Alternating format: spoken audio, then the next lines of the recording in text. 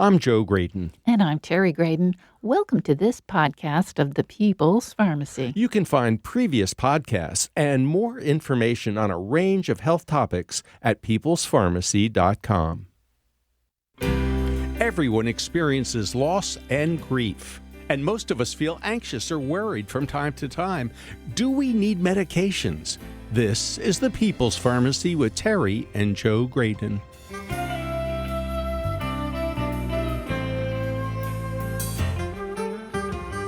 Doctors have a lot of medications to choose from when it comes to treating anxiety or depression.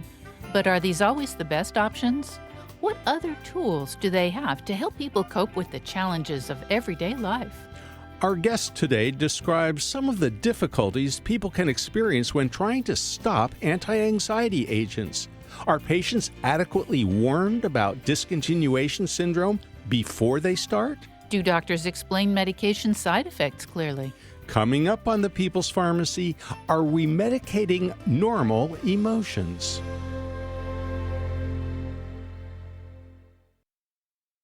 In the People's Pharmacy Health Headlines, cognitive decline is not inevitable with aging. That's the conclusion from a study of Spanish octogenarians published in the Journal of Neuroscience. The investigators studied a group of 64 so-called superagers and compared them to 55 typical older adults. They gathered both cross-sectional and longitudinal data on brain structures and cognitive ability. In addition to tests to assess verbal skills and memory, the volunteers went in for blood analysis and brain imaging yearly for 5 years. Neither group had signs of Alzheimer's disease.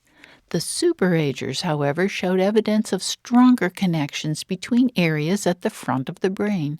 They also had more white matter in the hippocampal area, part of the brain that's crucial for memory.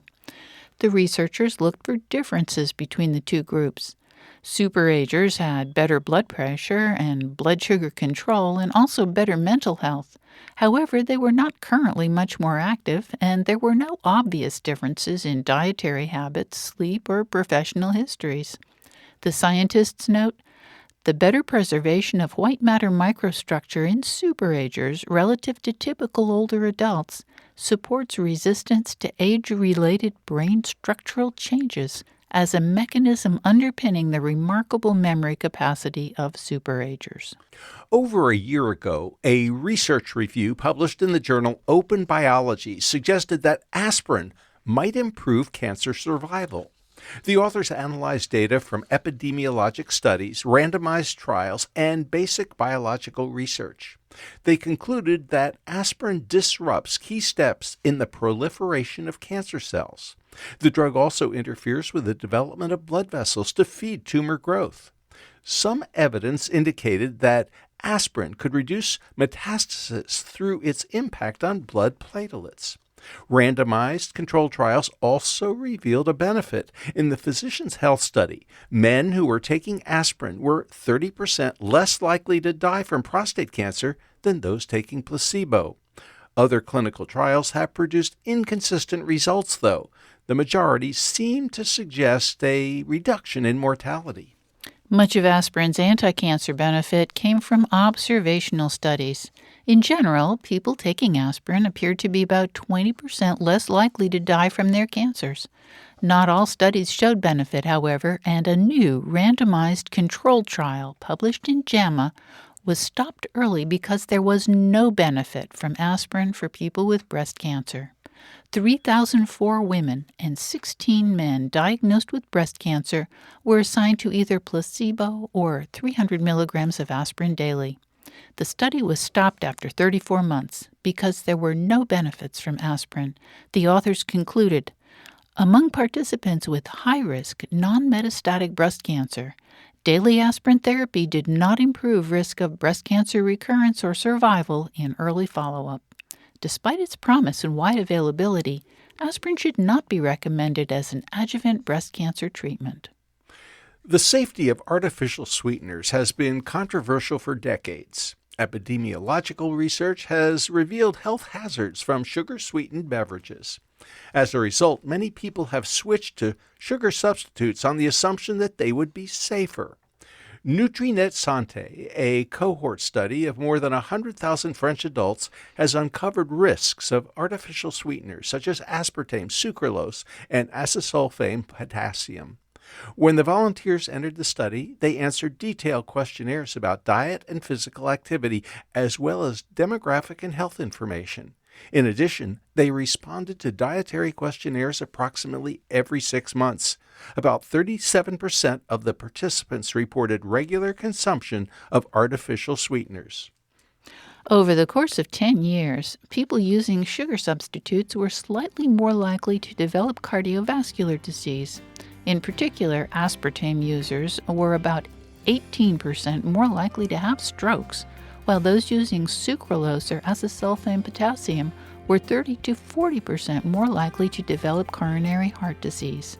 And that's the health news from the People's Pharmacy this week.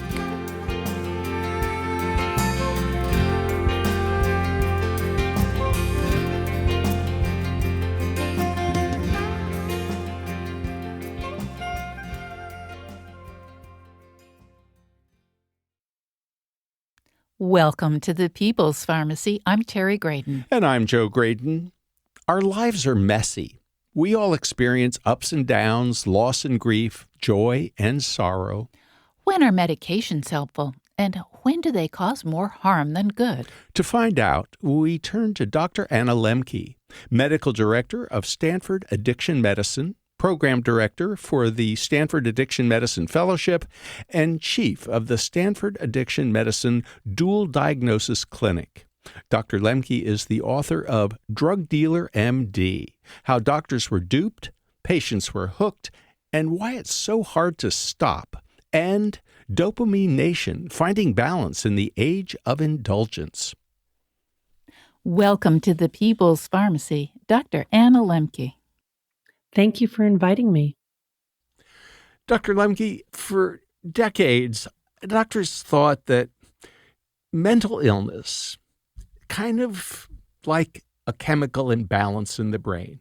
I got my start in a neuropharmacology laboratory near Princeton, New Jersey, and I was hearing from my colleagues there, if we just tinker with the chemicals, whether it's depression or OCD or attention deficit disorder, bipolar disease, anxiety, schizophrenia, if we just correct the chemical imbalance, we'll solve the problem. And therefore, everybody needs drugs, anti-anxiety drugs, antidepressants, stimulants, if they have a problem. And if they prescribe the drugs, then doctors don't need to spend much time talking to patients. What's wrong with that picture? Oh boy, so much is wrong with that picture. First of all, the brain is still very much a black box, meaning that we really don't know how it works. We're really at the dawn of neuroscience, and we have the beginnings of understandings of neural circuits, neurotransmitters, the ways in which circuits create our thoughts, feelings, and emotions, the role of neurotransmitters in modulating those circuits. And so it's a very exciting time on the one hand, but metaphorically speaking, we're still sort of hitting this black box with a crude hammer and sort of seeing what happens. And that's essentially how we came up with these various psychotropic medications to treat various mental health disorders by kind of trial and error. I mean, in all honesty, the last 30 to 50 years have been one giant experiment on the human populace, giving them drugs and seeing what comes out the other end. Which doesn't mean it's all bad, but I just don't think that the average consumer appreciates the extent to which it really is very much an experiment. How did you get involved, Dr. Lemke, with the documentary film Medicating Normal? And what's the message of that movie? Well, I was contacted by the producers and writers of that movie to speak on the topic of medicating normal. And the real message behind that movie is the growing concern that the producers and writers have, that I also share, that we have taken sort of everyday challenges and turn them into a form of psychopathology. And in doing that, we're actually harming people. And as a psychiatrist who was educated in the decade of the brain, the 1990s, and was essentially taught that there's a pill for every problem, I find myself some 25 years later deeply questioning that approach. Well, I do wonder why so many of your colleagues think that what I would describe as normal conditions, grief, anxiety, even sadness, require medication. There are lots of factors that go into that. Some of them are benign and well-intentioned, and others are as nefarious as you might imagine. On the benign and well-intentioned piece of it is that psychiatrists really have, by and large, been trained to believe that all forms of, let's say, emotional distress, deviant behavior, frank psychopathology are the result of a problem with the chemical soup. And if we can just change up the chemical soup by putting some chemicals in there that the person ingests, then we'll be able to, solve the psychological or psychiatric problem. And on the one hand, the medicines can be very helpful. So I would never want to suggest that there's no utility with psychotropics. I'm very grateful for these tools. And in some instances, I believe they are life-saving. But we are way over prescribing them. And, beyond the sort of, I would say, sort of misinformation about them, the underestimation of their risks, the overestimation of their actual benefit and efficacy. There's also a kind of innate satisfaction in things being clean and simple, and being able to write a prescription and give it to a patient and feel like you got something done, which is very different from the process of slow medicine that involves behavior change, psychotherapy, the patient's own discovery and journey of what will work for them, which is a much longer, slower, more nebulous process.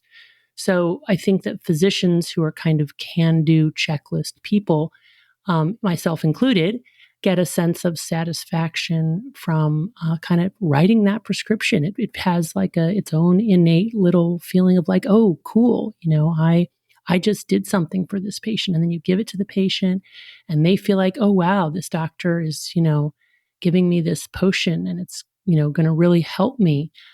And then the patient goes away and they take the medicine and it might actually help them.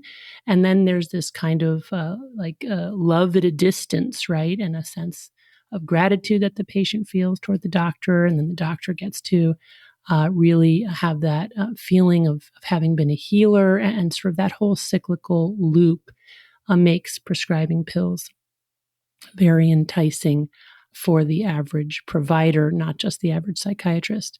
And then you add all of that to that kind of psychological, interpersonal power of the pills. You add the fact that our healthcare system and our reimbursement structure incentivizes prescribing pills over talking to and educating patients. And you've got kind of like the perfect confluence of factors that will make psychiatrists want to prescribe pills, even when it doesn't really make much sense. Like, for example, this idea that grief now needs to be labeled as some kind of mental illness. I mean, that just seems sort of obviously absurd to me.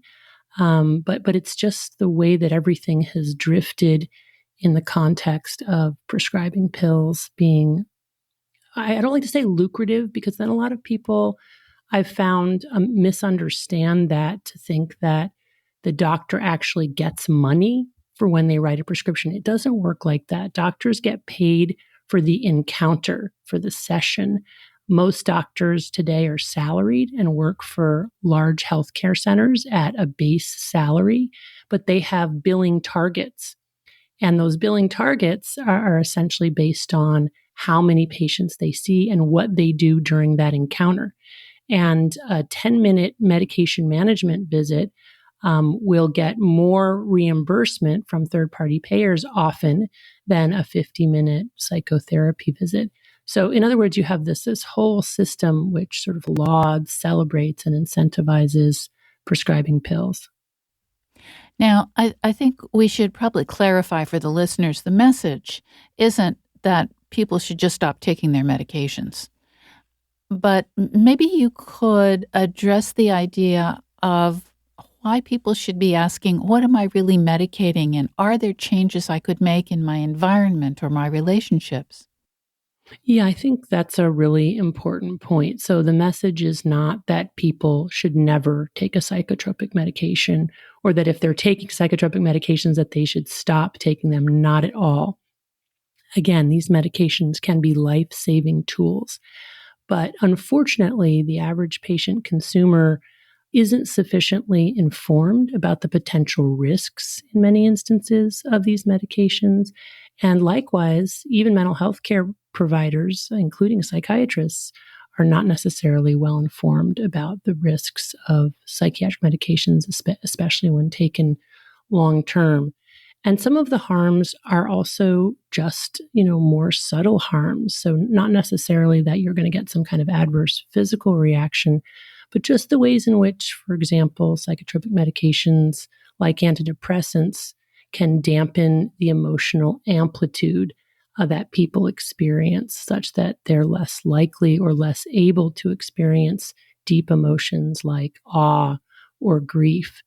Those are sort of the subtle side effects, or for example, many psychiatrists are not aware of the addictive potential of medications that they prescribe, like benzodiazepines, including Xanax, or stimulants like Adderall and Ritalin, or they're not sufficiently educated around just how high that risk of addiction can be.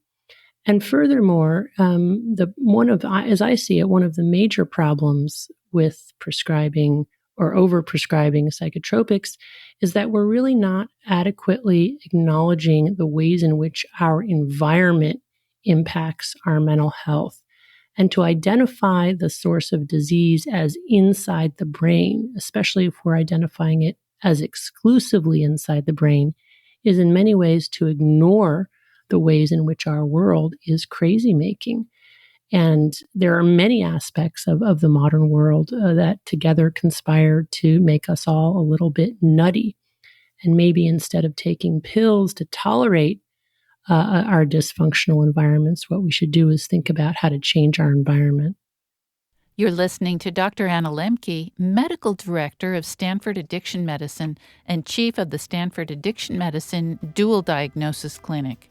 She's one of the experts interviewed in the documentary Medicating Normal, a film about mental health treatment gone awry. After the break, we discuss why some people have such trouble getting off drugs like benzodiazepines. What happens when they try to stop? What should patients be told about stopping such medicines? And where can they find information on tapering schedules?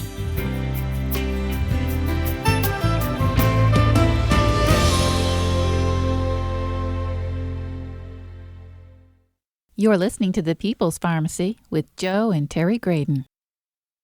This podcast is made possible in part by CocoVia, maker of the most proven and concentrated flavanol extract in the market today, Coco Pro Cocoa Extract.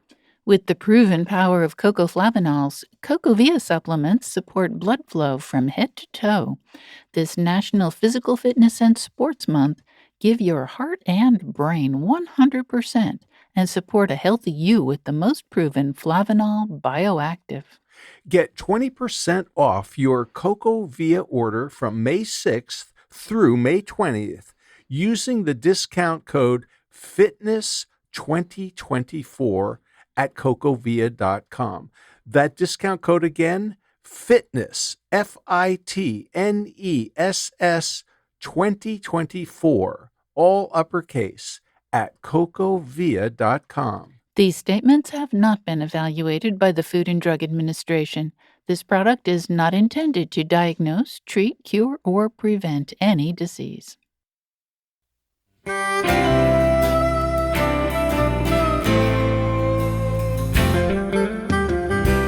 Welcome back to the People's Pharmacy. I'm Joe Graydon. And I'm Terry Graydon.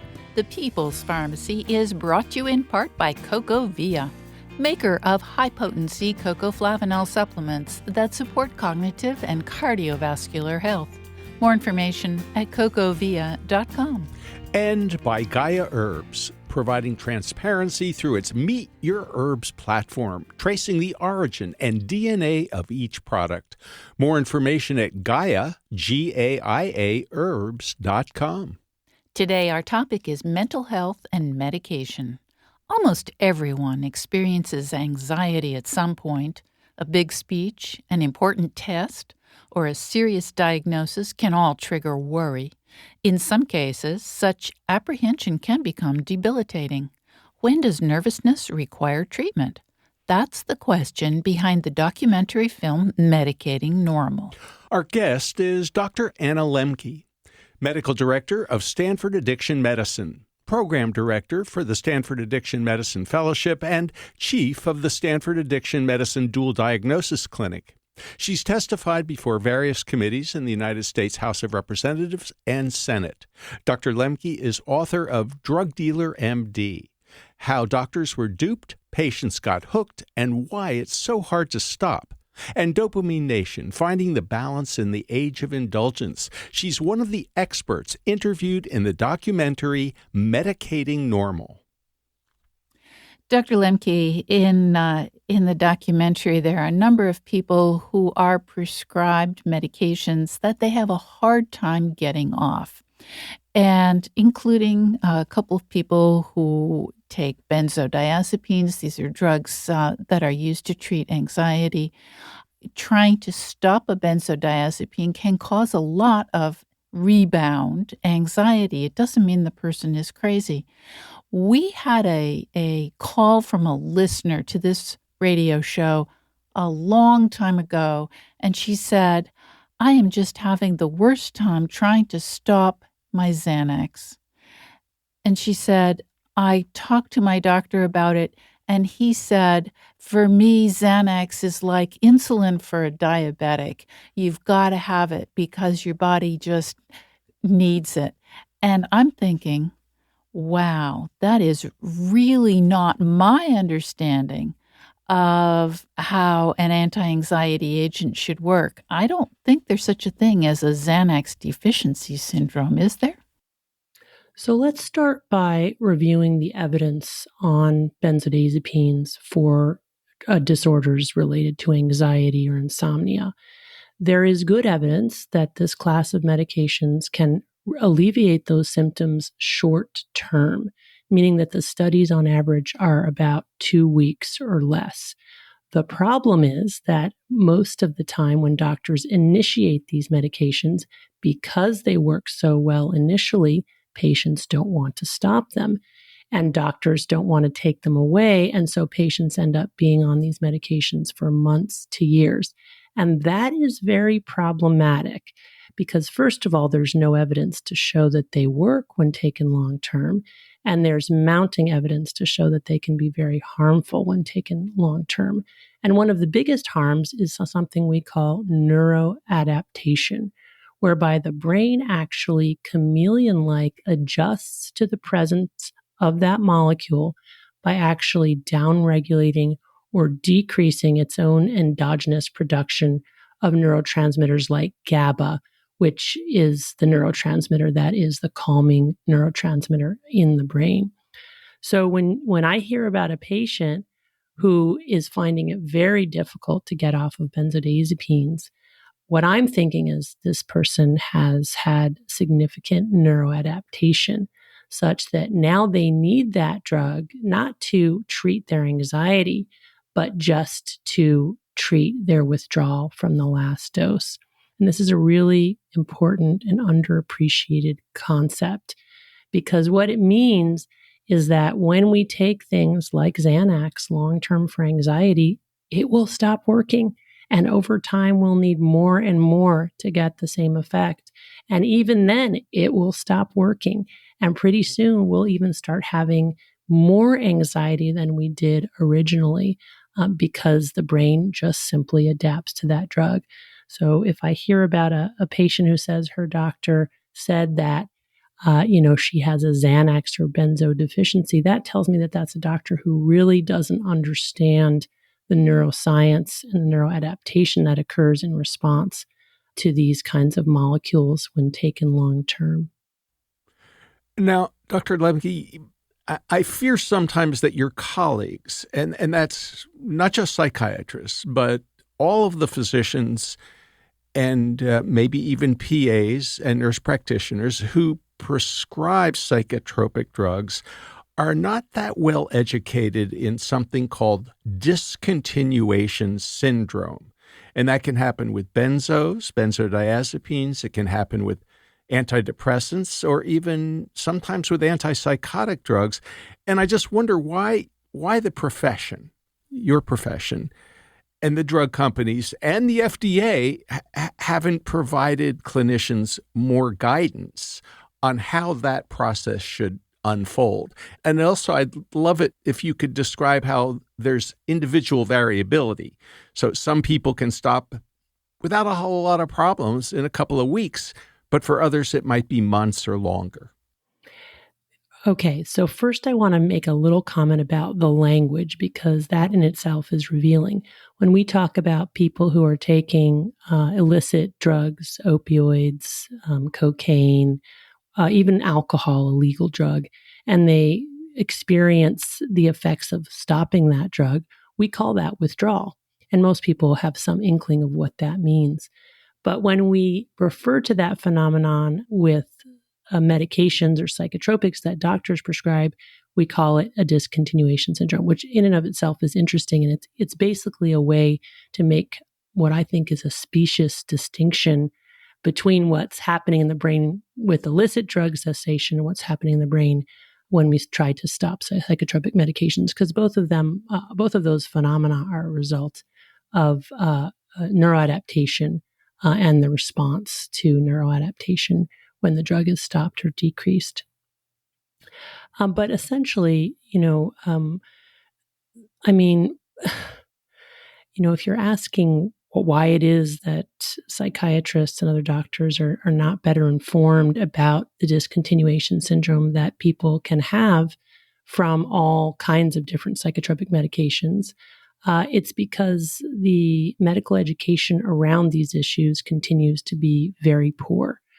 When I was in medical school, we got maybe 1 hour in my entire medical school training on this topic, and it certainly was not focused on discontinuation from prescribed drugs. It was about withdrawal from illicit drugs.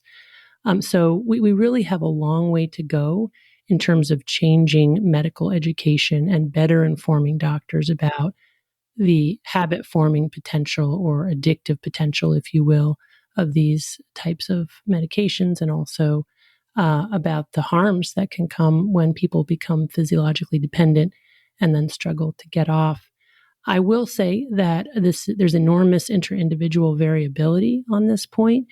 Some people who have been on medications like antidepressants or mood stabilizers or benzodiazepines for decades can easily get off of them within a month or less, whereas other individuals who have been on these medications for much shorter periods of time really, really struggle to get off of these medications and need to taper very slowly over a long period of time. We don't understand why there are those differences.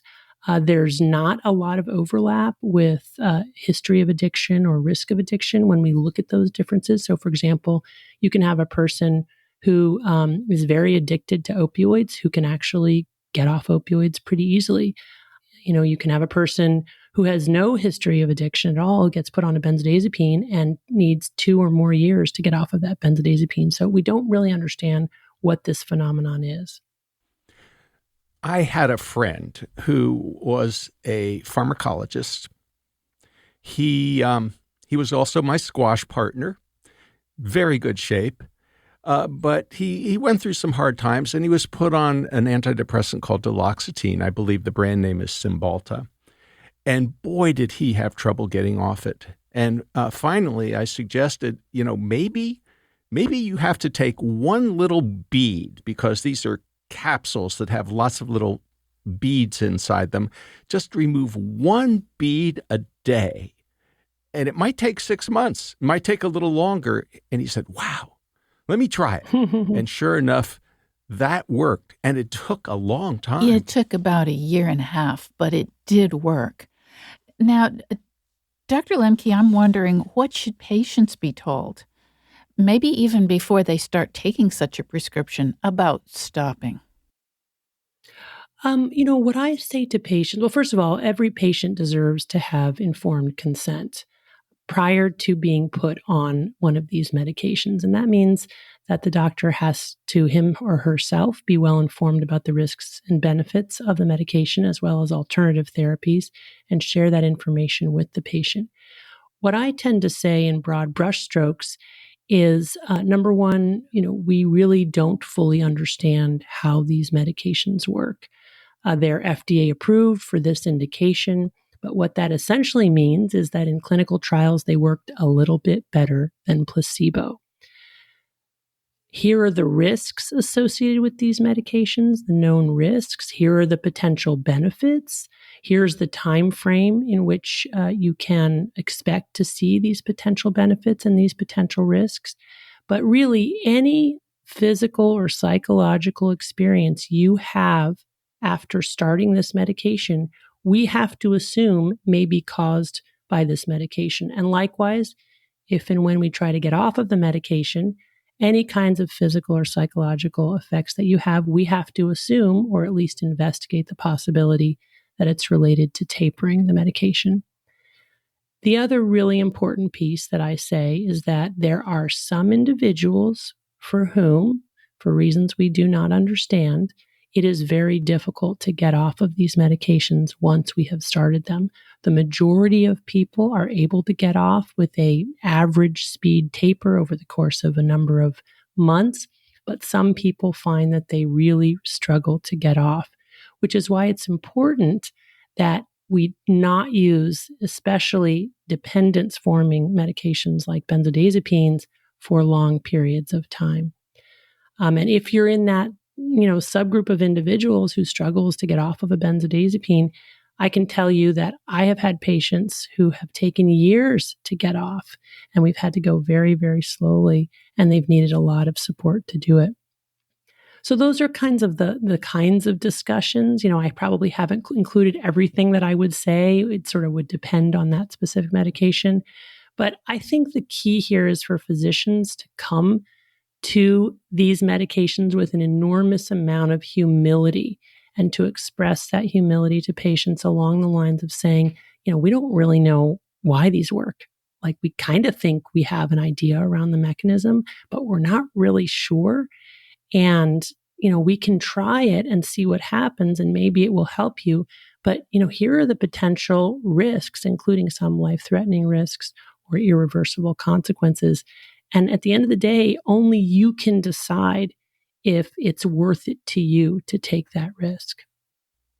Dr. Lemke, I like to believe that that your colleagues, psychiatrists, and maybe even internists and family practice physicians who are prescribing, let's say, antidepressants for weeks or even months will inform patients that, there could be whatever we want to call it, withdrawal or discontinuation syndrome, and it may have to be done very slowly if you experience any kind of rebound side effects. But some of the SSRI type antidepressants are now being prescribed for pain. For example, fibromyalgia, or perhaps in some cases even arthritis pain. And I worry that the doctors who are prescribing these drugs for pain are not thinking about them as drugs that affect the brain. Is there any place that patients or doctors can go to kind of find out the various strategies for a very gradual or tapering to avoid withdrawal symptoms? Well, first, I would say I do think that people who are prescribing SSRIs and SNRIs for pain are aware that they affect the brain, and that's exactly why they're using them. We do have more information and knowledge now about pain often being in the brain and being actually a brain disorder rather than being due necessarily to a nociceptive injury, in the tissue outside of the nervous system. But what isn't happening is that in general, doctors, I believe, are not aware of and are not informing patients of the potential of a discontinuation syndrome. We're very good at getting patients on medications. We're not very good at thinking about how to get them off again. And that's especially true when it comes to psychiatric medications, whether they're used for psychiatric disorders or whether they're used for some other indication. But you asked me something else. Sorry, there was something else. I think your main question I missed. Where can people go if they haven't been given, some detailed information about the process? How can they and or their healthcare provider find out the best way to get off such medications? Well, there are many grassroots organizations that have arisen in the past decade or so that are working to assemble information based on lived experience of patients who have themselves experienced these discontinuation syndromes. And it's too many to list. There are many, many organizations now available online. The Benzodiazepine Alliance, Benzo Buddies. People can look up the Ashton Manual. Heather Ashton was a psychiatrist who gathered the tapering schedules of people trying to get off of benzodiazepines. In terms of difficulty getting off of psychotropics, the difficulty of getting off of antidepressants, I don't know of a specific single source that talks about that, but I am aware that there's a lot of chatter online on, social media outlets, Reddit, what have you, where people who are going through this can share their experiences. So in other words, what we're looking at here is resources that are coming first from those individuals who themselves have experienced debilitating discontinuation syndromes rather than coming first from doctors and the medical community. You're listening to Dr. Anna Lemke, Medical Director of Stanford Addiction Medicine, Program Director for the Stanford Addiction Medicine Fellowship, and Chief of the Stanford Addiction Medicine Dual Diagnosis Clinic. Her books include Drug Dealer MD, How Doctors Were Duped, Patients Got Hooked, and Why It's So Hard to Stop. Also, Dopamine Nation, Finding Balance in the Age of Indulgence. She's one of the experts interviewed in the documentary film Medicating Normal. After the break, we'll talk about the tension between protecting patients and rewarding pharma's shareholders. How can we shift the balance, especially when it comes to drug ads on TV? We'll also talk with a person who's had serious difficulties with a prescription benzodiazepine called Xanax or alprazolam. How long was she on that drug before she started noticing side effects? What advice does she have for others who are having trouble discontinuing their benzodiazepine?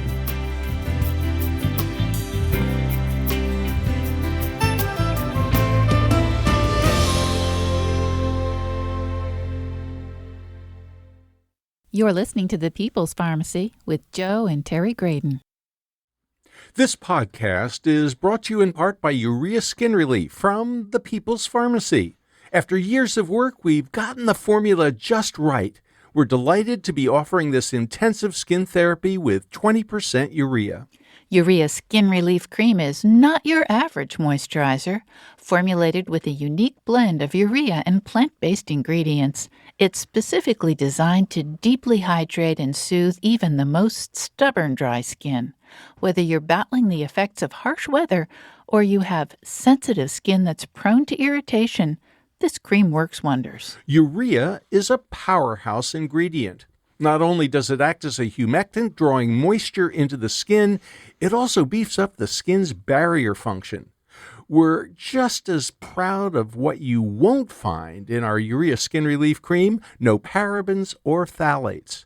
Creating a cream for dry skin free of these common endocrine-disrupting preservatives and plasticizers was what motivated us to make this product. We're offering a limited time discount for People's Pharmacy podcast listeners. You can get 20% off either the handy 2-ounce size or the hefty 6-ounce size of the People's Pharmacy Urea Skin Relief. You'll find them both in the body care section of the store at peoplespharmacy.com. Make sure you put the code PP20 into the discount code box when you check out. That's capital P, PP20 for 20% off your Urea Skin Relief purchase through May 31, 2024 at peoplespharmacy.com.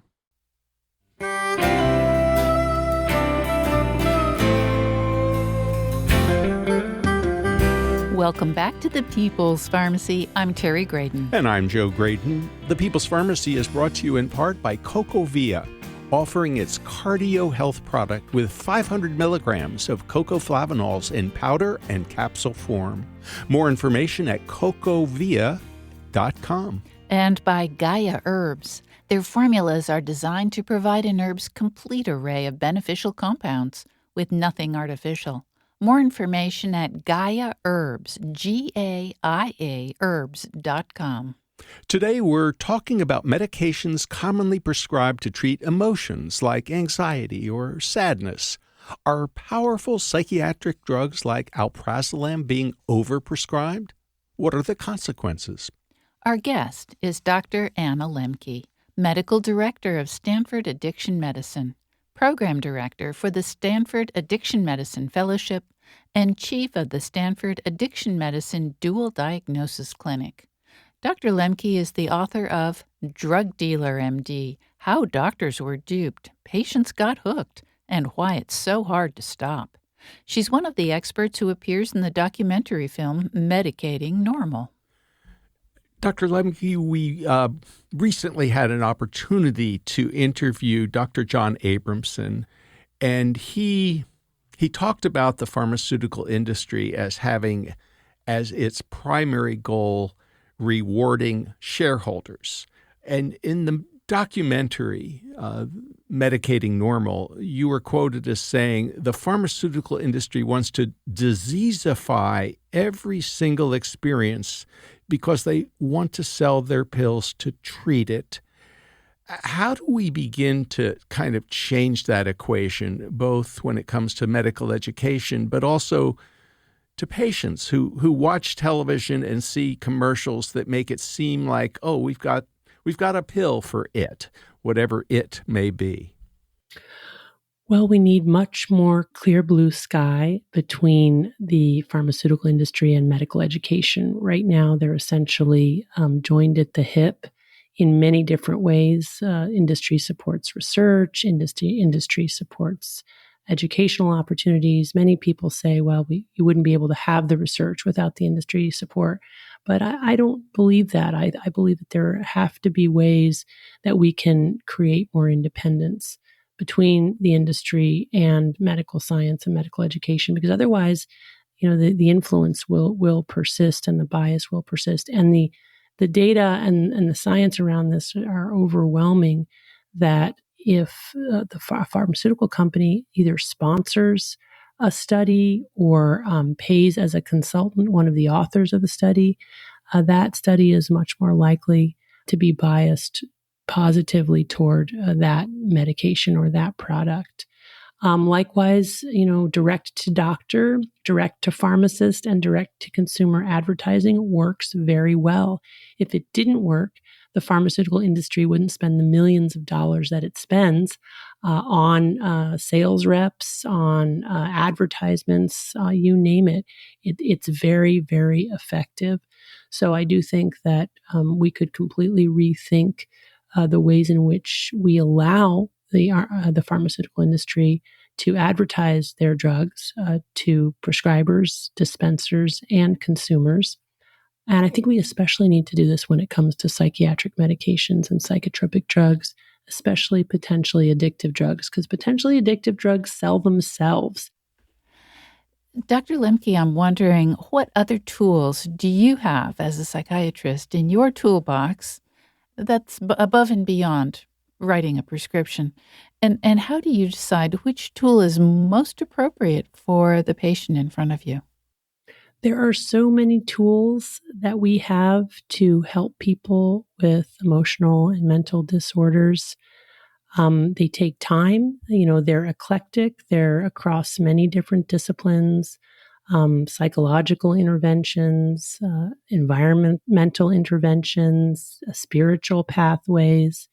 And really, the way to decide is to build a relationship with the patient to get a sense of what makes meaning in their own lives, what they have resources for, what they're capable of, and then in small increments to really try to encourage them to reach for non-pharmacologic strategies for what ails them. Because when we think about how the brain changes, and the brain basically changes through changing neural circuits over time, which takes time and which takes repeated behaviors in order to make those circuits resilient and robust. So, what I ask patients to do is to really think about, how they can on any given day change their habits, change their eating, change their sleeping so they're getting enough sleep, getting enough exercise, doing things that they might not feel like doing in the moment, but which, in the long run will actually make them feel better. There's this whole science of hormesis. Hormesis is Greek for to set in motion, and it refers to the ways in which noxious or toxic stimuli can actually make us healthier. And I think that's gotten a little bit lost in modern mental health treatment, where we keep reaching for that thing to make ourselves more comfortable. We're really afraid of being in pain. And yet the science of hormesis applies to humans just as it applies to other living organisms. There's good science showing that exercise, which is immediately toxic to cells, is good for us in the long run, because when our body senses injury, it works to upregulate production of our own feel-good hormones and neurotransmitters like dopamine, serotonin, norepinephrine. In contrast, if we take a version of those feel-good neurotransmitters in the form of a pill, we're essentially telling our brain, oh, you can stop making that because I'm getting it from the outside. And then we downregulate production. So I think the science of hormesis is a really powerful one, that doing things that are hard is actually often healthy for us in the long run. Dr. Anna Lemke, thank you so much for talking with us on the People's Pharmacy today. You're welcome. You've been listening to Dr. Anna Lemke, Medical Director of Stanford Addiction Medicine, Program Director for the Stanford Addiction Medicine Fellowship, and Chief of the Stanford Addiction Medicine Dual Diagnosis Clinic. Dr. Lemke is the author of Drug Dealer, MD, How Doctors Were Duped, Patients Got Hooked, and Why It's So Hard to Stop. She appears as an expert in the documentary film Medicating Normal. There's a link to it from our website. We turn now to Nicole Lamberson. She's a physician assistant who was prescribed alprazolam for work-related stress. Over the course of 5 years, she developed symptoms of benzodiazepine tolerance withdrawal. Nicole co-founded the Withdrawal Project and does marketing, distribution, and outreach for Medicating Normal, the film. Welcome to the People's Pharmacy, Nicole Lamberson. Hi, thanks so much for having me. I'm glad to be here to talk about this topic today. Nicole, can you please tell us what led you to start down a path with Xanax, benzodiazepine, also known as alprazolam? Yeah, sure. So I was in my early 20s and had just graduated from physician assistant school and started my first job. And I think in hindsight, looking back, it was just sort of, being young and having nerves about starting this new career and just getting on my feet in that way. And I remember the day that I got prescribed the Xanax, I was working and told my boss that I was just not feeling well. And one of the doctors that I worked with actually at my first job was the one who prescribed it. He said, "Oh, this just sounds like anxiety. Here is some Xanax, and this will really help you." So that's what started me on Xanax. Did it help? I think initially it did because, benzos do. They do help initially. They're especially Xanax, it's fast acting. And I think it did help squelch some of the anxiety that I was having, but that was really short lived when I look back. How long were you on the drug before you started to notice adverse effects? Well, unfortunately, I didn't notice adverse effects until many years later. I think what happened was because the adverse effects were so slow to develop and sort of mimicked other things, like basically Xanax and other benzodiazepines can cause worsening anxiety. So when you start out with a problem like work related stress or anxiety, and your anxiety starts to get worse, it's not so easy to understand that the drug is what's causing it. So I attributed a lot of the adverse effects to myself. I thought I was getting worse or something was wrong with me. And so it was many, many years before I really put the pieces together. What happened when you told the prescribing physician that things weren't going quite as well as you would have liked? Well, so when I started to get worsening anxiety, and I also had depression and feelings of being suicidal, it scared me enough that I went to see a psychiatrist. So I didn't really stay with the initial prescriber. I went to a psychiatrist, and unfortunately, it wasn't recognized as an adverse effect to benzodiazepines. And over the course of 5 years of seeing the psychiatrist, I was subjected to polypharmacy. So by the time I figured out what was happening, I was on 6 psychiatric drugs. 2 of them were benzodiazepines, and I was taking a Z drug, which is a sleeping pill very similar to benzodiazepines. I also was put on an antidepressant, a stimulant, and an antipsychotic as well. That's a lot Yeah. of medication. Yes. So when there was a recognition that maybe some of these drugs were causing the problems that you were experiencing, who advised you, how to stop taking the medication, and what was that like? Well, I sort of figured everything out on my own. I mean, I was deteriorating in those 5 years to a point where it got to where I couldn't even really work anymore. I started developing agoraphobia, which, if you read about benzodiazepines, people can develop agoraphobia on them because they heighten anxiety. I started having rashes all over my body, just all kinds of problems, gastrointestinal issues. And the reason I figured it out is because there was a journalist who wrote about his own benzodiazepine and psychiatric drug adverse effects in a magazine called Outside Magazine. And my dad happened to read the story and he gave it to me. And then when I read it, I was like, oh my gosh, like this is what has been happening to me.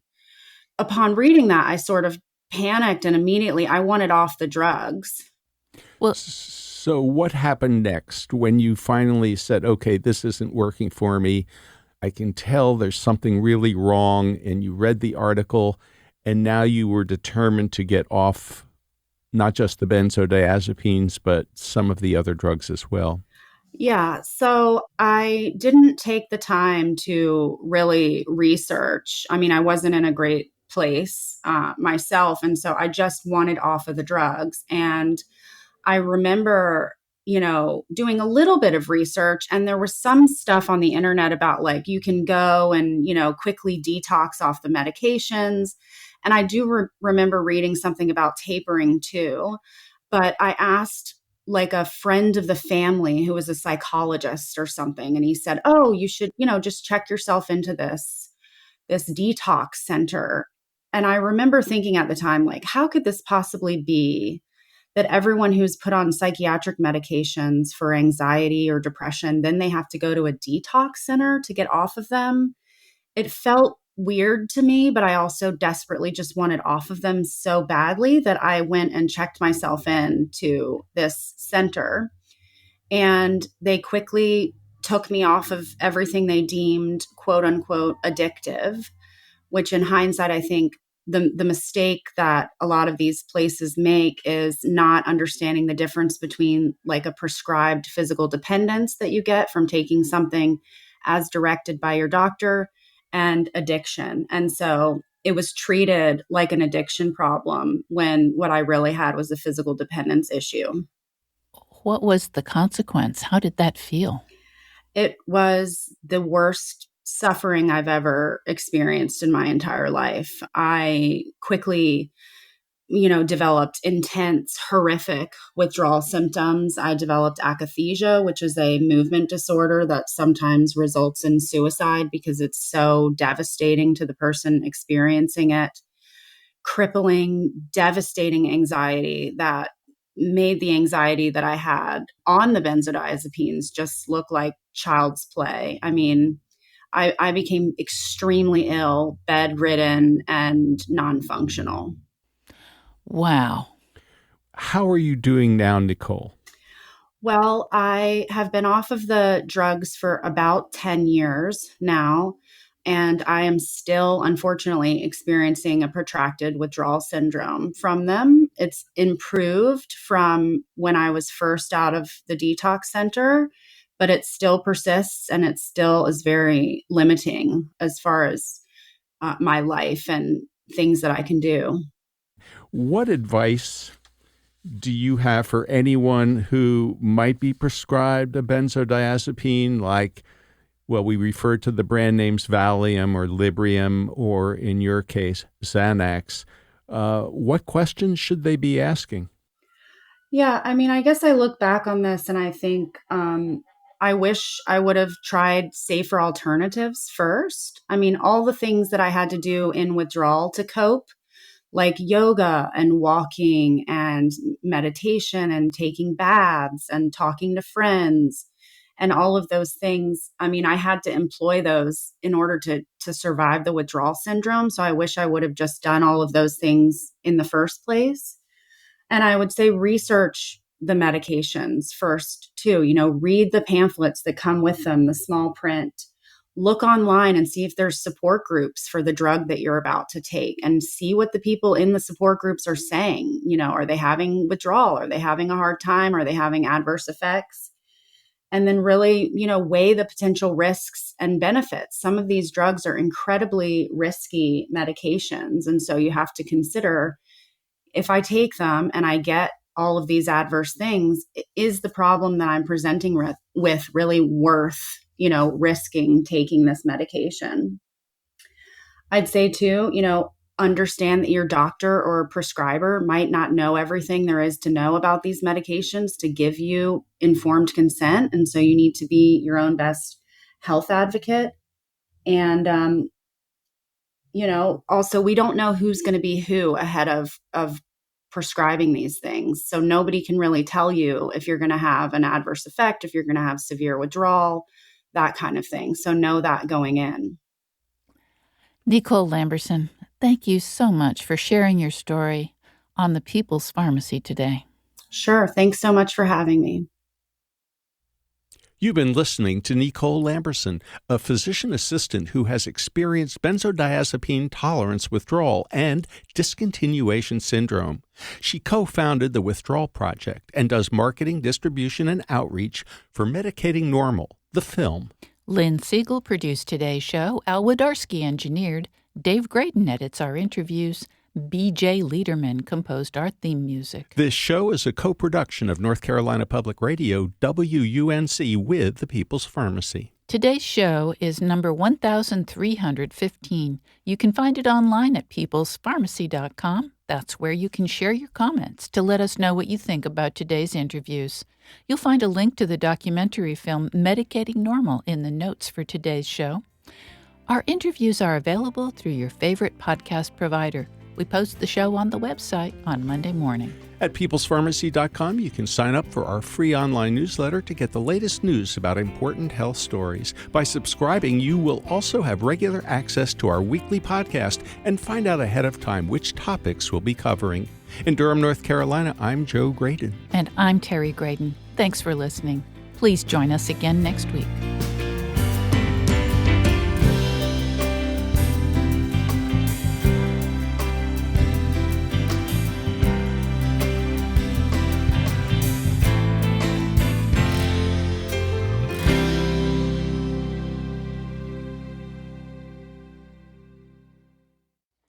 Thank you for listening to the People's Pharmacy Podcast.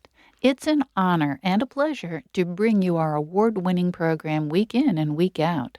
But producing and distributing this show as a free podcast takes time and costs money. If you like what we do and you'd like to help us continue to produce high-quality, independent healthcare journalism, please consider chipping in. All you have to do is go to peoplespharmacy.com/donate. Whether it's just one time or a monthly donation, you can be part of the team that makes this show possible. Thank you for your continued loyalty and support.